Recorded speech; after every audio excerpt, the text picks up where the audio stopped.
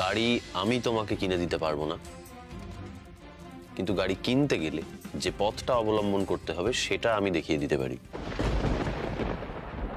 কাকা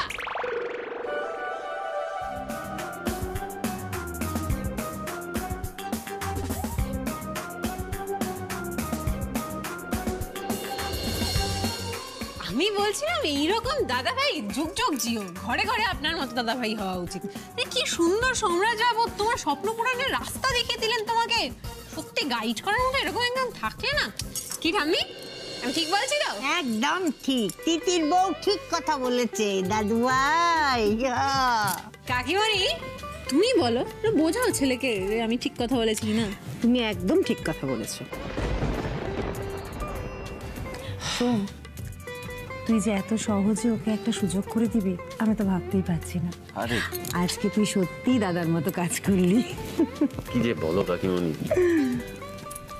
শোন বেটা, সবে তো বিদেশ থেকে ফিরেছে ছেলেটা, একটু রেস্ট নিক না। এত কি তারা অফিসে যাওয়ার, অফিস তো সারা জীবন আছেই বল, তাই না? হ্যাঁ সত্যি রেস্ট তো করতেই পারে, কিন্তু ওই গাড়িটা কিনতে দেরি হয়ে যাবে রেস্ট করলে। অ্যাবসলিউটলি, তিতির একদম ঠিক বলেছে। হ্যাঁ তাছাড়াও ও বারবার করে বলছিল এই গরমের মধ্যে পাবলিক ট্রান্সপোর্টে ওর যেতে কষ্ট হয়, না যাওয়াই ভালো। শোনো আমি তোমাকে বলি, আমি তোমার দাদা ভাই আর জয়দা তিনজনে অফিসে যাই, তুমি কাল থেকে আমাদের সঙ্গে অফিসে যাবে, ঠিক আছে? মন দিয়ে কাজ করবে, টাকা জমাবে, তারপর দেখবে প্রচুর টাকা হয়ে গেছে, নিজের সব স্বপ্ন পূরণ হয়ে যাবে। নিজের টাকায় গাড়ি কেনার মজাটাই আলাদা, বুঝলে তো? আমি যখন প্রথমবার নিজের টাকা দিয়ে স্কুটিটা কিনেছিলাম না,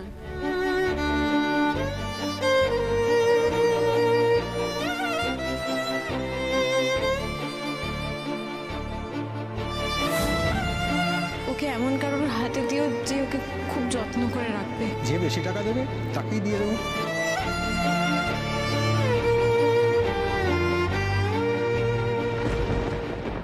অভি, তাহলে ওই কথাই রইলো, কাল থেকে অফিস জয়েন করছো তুমি।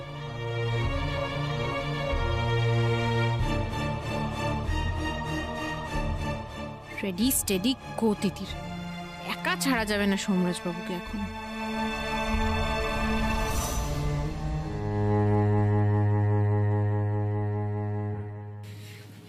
কাল থেকে তাহলে অফিস চলে যাস, আর আমি তো প্যানকেকটা নিয়ে আসছি। ডিসকাস্টিং।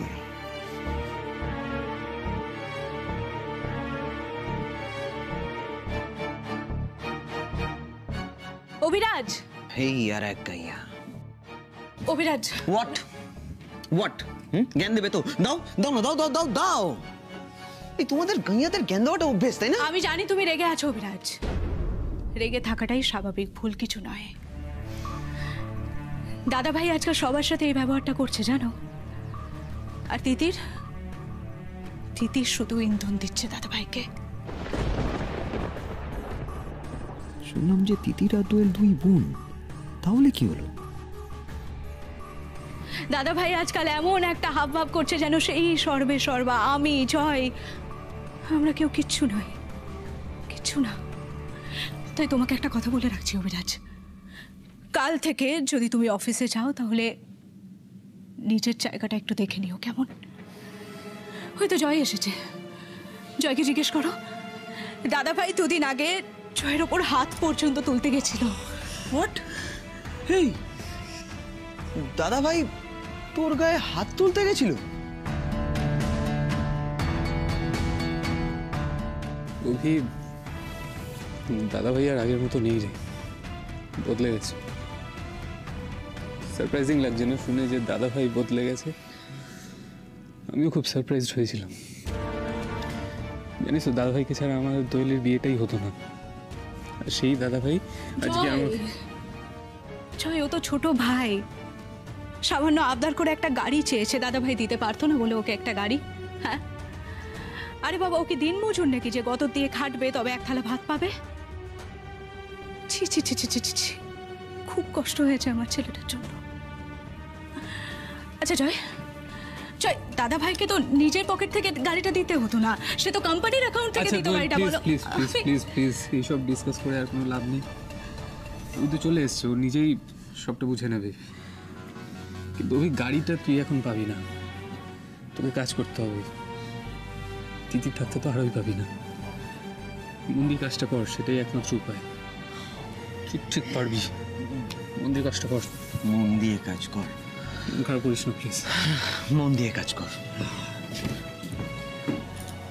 অভিরাজকে যেমন সবটা বুঝে নিতে হবে, তেমন তোমাকেও কিন্তু সবটা বুঝে নিতে হবে জয়। ব্যবসায় আর পিছিয়ে থাকলে চলবে না, বুঝেছো? দোয়েল দোয়েল দোয়েল, তোমার শরীর ভালো নেই, তুমি ঠিকই বলেছো। আমাকে সবটা বুঝে নিতে হবে, আর ছাড়লে চলবে না। যে অবস্থা দেখছি, আর ছাড়লে সত্যি চলবে না। জয়, আমার না খুব ভয় করছে জয়। আমি সত্যি বুঝতে পারছি না তিতির আবার কবে আমাদের পথে বসিয়ে দেয়।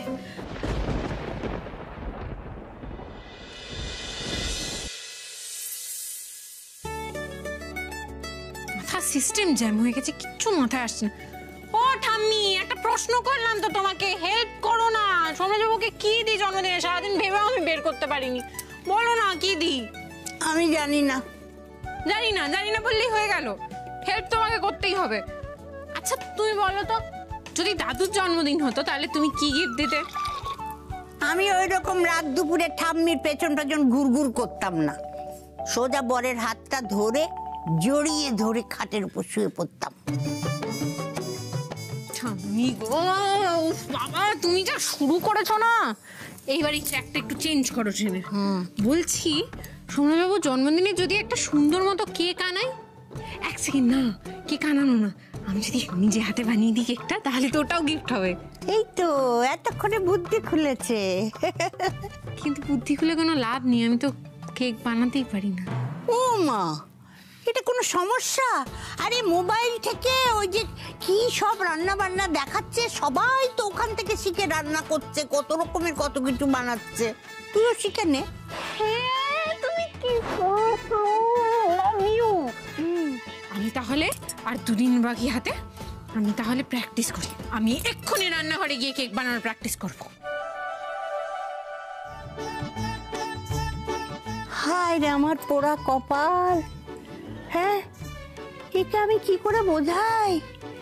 রাতে কেউ কেক বানানো শেখে না, রাতে তো অন্য কাজ করে। হ্যাঁ, এই পাগলিকে আমি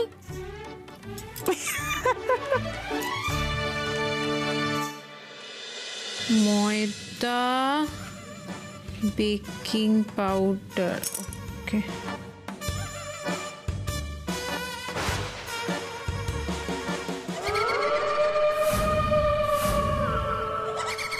রান্নাঘরে কে? লক্ষ্মী এখানেও চলে এলো। রাম রাম রাম রাম রাম রাম রাম রাম না না, লক্ষ্মী না।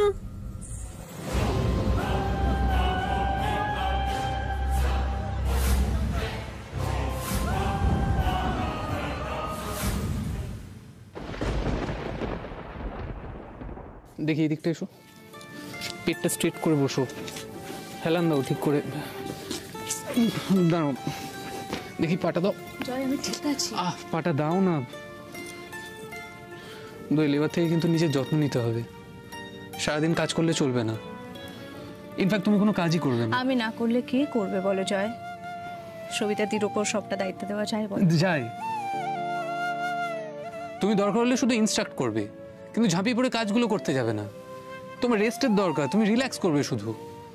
আর শোনো, তোমার জন্য ওই ক্রিম বিস্কিট, তারপর ওই চকলেটস আমি নিয়ে এসেছি, খিদে পেলেই খেয়ে নেবে। আমি জানি এখন তো খিদে পায় না। বাবা জয়, কত জানো তুমি। কে শেখালো এসব? কে আবার শেখাবে? আমিই জানতাম, ইন্টারনেটে দেখলাম। এখন তো খিদে পায়। ইন্টারনেট দেখে শিখেছো? জয়, এখন থেকে কত চিন্তা না তোমার আমাদের বাচ্চার জন্য। হ্যাঁ দোয়েল, এখন থেকেই ভাবতে হবে, তোমাকেও এখন থেকেই যত্ন নিতে হবে নিজের। আচ্ছা শোনো না, বলছি আমি যদি আমাদের বাচ্চার জন্য তোমার কাছে কিছু চাই, তুমি দেবে আমায়? বাচ্চার জন্য, বাচ্চার মায়ের জন্য তুমি যা চাও তাই দেবো। বলো কি চাই? আচ্ছা বেশ, তাহলে তুমি আমাকে কথা দাও, এখন থেকে তুমি আর 5টা কর্মচারীর মতো সাধারণ কর্মচারী থাকবে না। কথা দাও জয়। কি হলো, চুপ করে আছো কেন? বলো না। দোয়েল, আমি সাধারণ কর্মচারী নই, আমি একটা উইংয়ের হেড। শুধুমাত্র উইংয়ের হেড হলে হবে না জয়, তোমাকে দাদা ভাইয়ের মতো কোম্পানির মালিক হতে হবে। পারবে না? বলো বলো, পারবে না তুমি? বলো কি হলো জয়, পারবে না?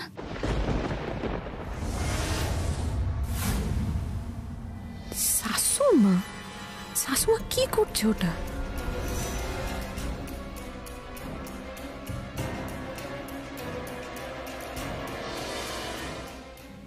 দুধে কি মেশাচ্ছে? কাকে খাওয়াবে? বাবা? সোমরাজ বাবু? কাকে? না না, আমি দেখতেই হবে।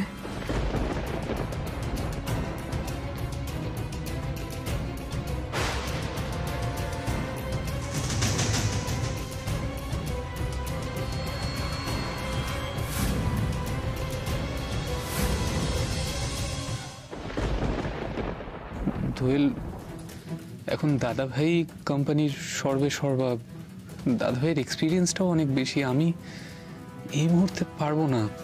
জয় জয়, তুমি তো বলেছো, বলো, তুমি তো বলেছো তুমি বাচ্চার জন্য সব করতে পারো।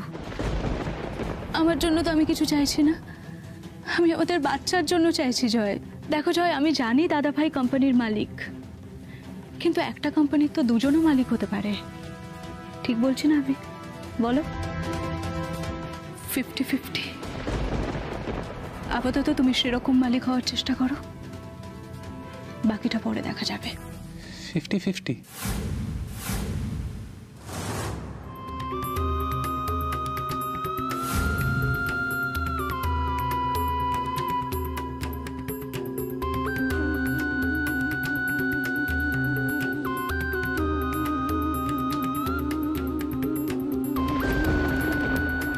কার জন্য ওই কি সব মিশিয়ে দুধ নিয়ে গেল শাশুমা?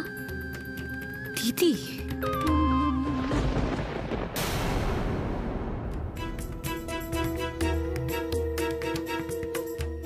নাও দোয়েল, এটা খেয়ে নাও বাবা, না। মা, মা আমি দুধ খাই না মা, আমি একদম ভালোবাসি না দুধ খেতে। বারে, এটা বললে হয় নাকি?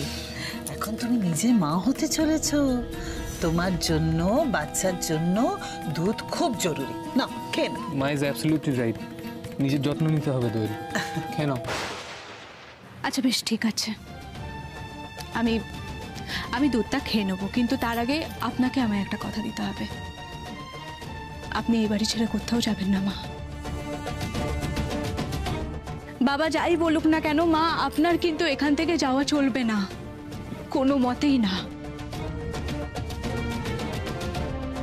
দিদিকে খাওয়াবে এটা? কি সব মিশিয়ে নিয়ে এলো? আচ্ছা ঠিক আছে দোয়েল, সেটা না হয় পরে দেখা যাবে। না, খাও তো।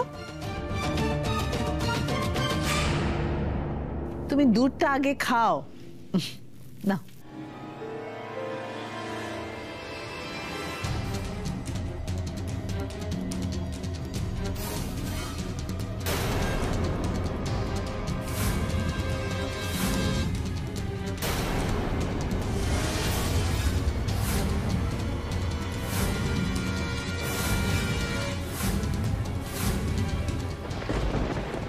এটা কি হলো তিতে? কি হলো এটা? এই, কি করলি তুই এটা?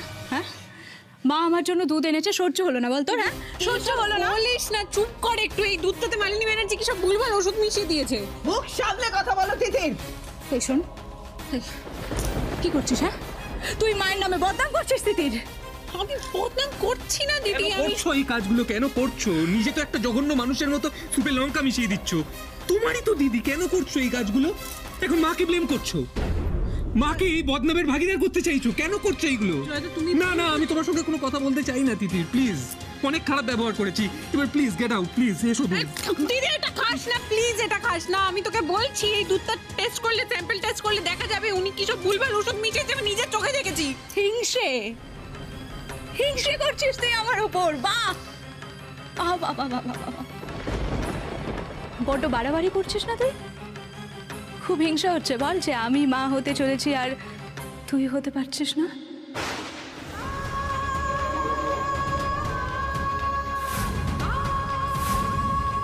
দেখ, দুধের স্যাম্পল টেস্ট করে যদি কিছু পাওয়াও যায় তাহলে আমি ধরে নেব সেটা তুই মিশিয়েছিস তিতির, আমার বাচ্চার ক্ষতি করার জন্য এবং মাকে ফাঁসানোর জন্য।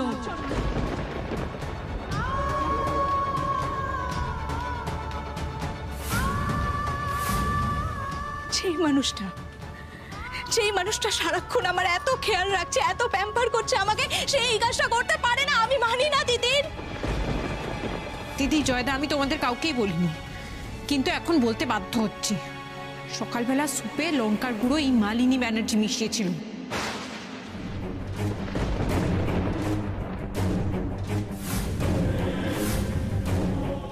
আবার মাকে, কিন্তু স্যুপ তো তুমি বানাচ্ছিলে, আর কিছুই তো তোমার চোখ এড়ায় না। তুমি তো এত বিচক্ষণ, তোমার তো এত তীক্ষ্ণ দৃষ্টি, আর মা পাশে দাঁড়িয়ে দাঁড়িয়ে স্যুপে লঙ্কা মিশিয়ে দিল, সেটা তুমি জানতে পারলে না? না না না, আমি আর এসব কথা সহ্য করতে পারছি না।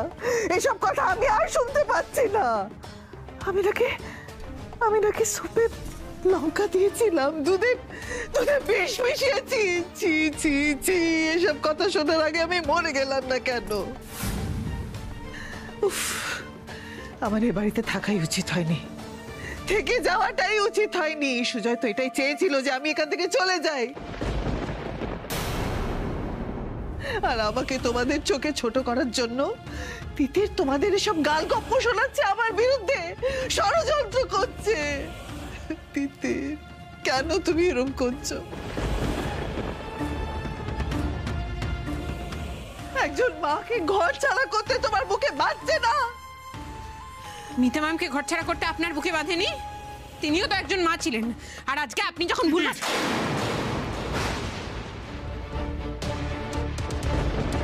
আমি আর এই বিষয়ে কোনো রকম আলোচনা শুনতে চাই না তিতির। যেদিন আমি নিজে এই কথাগুলো বলতে গেছিলাম, সেদিন দাদাভাই ব্যক্তিগত কথা বলে ব্যাপারটাতে ইন্টারভিউ করেনি। আমি তোকে বারবার বলছি, দেখ, আমি আমি আমি আমি কারোর বিষয় ঢুকবো না, আমি ঢুকতে চাই না। প্লিজ আমাকে সব বলিস না। Is that clear? আমি ঢুকবো না। তুমিও করতে দাওনি। সোমরাজবাবুর শরীরটা তো ভালো নেই, আর ডাক্তার এমনিও বলেছে কোনো রকম উত্তেজনা আনার পক্ষে ক্ষতিকারক। এখন এই ডিসকাশনটা করলেই নয়। সুতরাং এই বিষয়ে আমি আর একটা কথাও শুনতে চাই না। তোলে শরীর খারাপ তিতির, ওই তো দিদি, একটু বোঝার চেষ্টা করছো না? ওর জন্য এই মুহূর্তে কোনো রকম উত্তেজনা ভালো নয়। প্লিজ প্লিজ প্লিজ গো, আর যতটা সম্ভব দোয়েলের থেকে একটু দূরে থাকো, অন্তত এই কথা। তাতে দোয়েলেরই ভালো।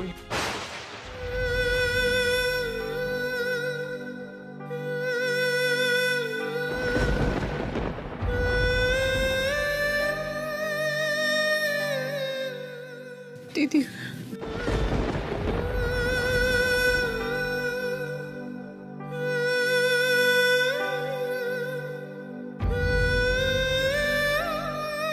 দিদি, তুইও ভাবতে পারলি আমি তোর সন্তানের ক্ষতি করব? পারলি ভাবতে? বেশ দিদি, তুই আর জয়দা আমাকে ভুল বুঝছিস তো এখনো? আমিও কথা দিচ্ছি, আমি 1 সপ্তাহের মধ্যে প্রমাণ করে দেব এই দুধে মালিনী ব্যানার্জি কোনো একটা ভুলভাল ওষুধ মিশিয়ে তোর ক্ষতি করার চেষ্টা করেছে।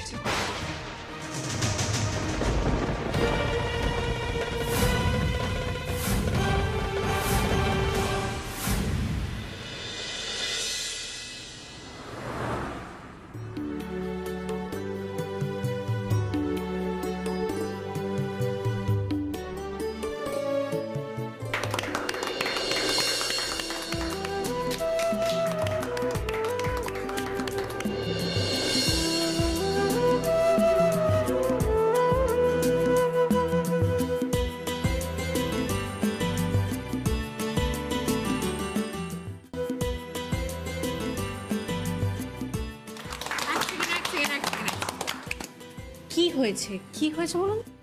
এইরকম একটা সাংঘাতিক ব্লাস্টের পরে আপনি এবং ম্যাডাম দুজনে মিলে একসাথে অফিসে প্রথমবার এলেন। আর তাছাড়া স্যার আপনি যেভাবে ম্যাডামকে বাঁচালেন আর ম্যাডাম যেভাবে আপনাকে আর আমাদের অফিসে জিনিসপত্রগুলো রক্ষা করলেন, তাতে তো এইটা তো আপনাদের প্রাপ্য স্যার, আপনাদের প্রাপ্য।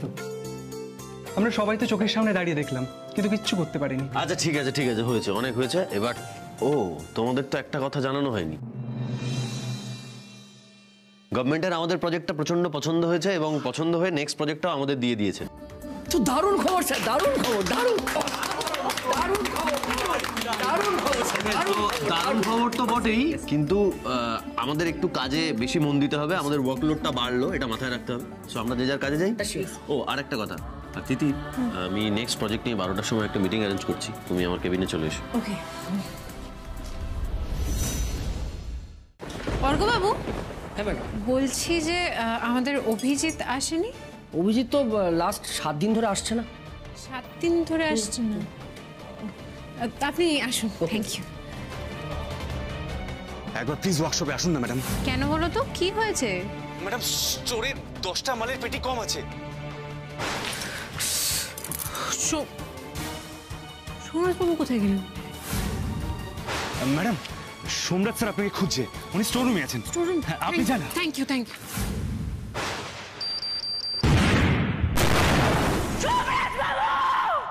কি হলো ব্যাপারটা? এই অভিজিৎ আমায় খবর দিল পেটি মিসিং, ফ্যাক্টরিতেও এই ঘর ওই ঘর করে মিসগাইড করলো, এখন আবার 7 দিন ধরে আসছে না অফিসে, পালিয়ে গেল কেন?